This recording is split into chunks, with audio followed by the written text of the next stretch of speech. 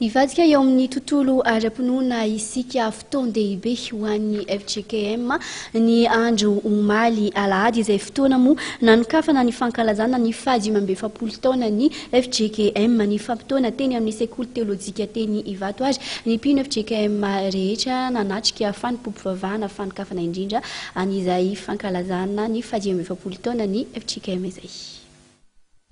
Voromaro ireo mpino anivon'ny fiangonana FJKM omaly teny amin'ny sekoly teolojika Ivato nanatrika ny fanompoam-pivavahana lehibe fanokafana ny fankalazana ny fahadimy-ambin'ny-efapolo taona ny FJKM. Izao ny fiantsonana fa azo atao malemy. Isaia 7:20 a io ny lohahevitra ny safidiana amin'ny fankalazana ny fahadimy-ambin'ny-efapolo taona ny FJKM.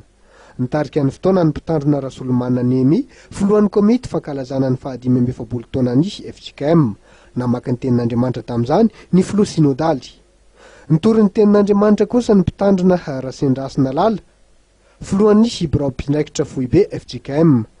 Ny lohahevitra izay nisafidiana dia hoe izao ny fiantsonana fa azo atao malemy ary nandritra nyty fankalazana ty ihany no nanomezany hafatra tamin'izany.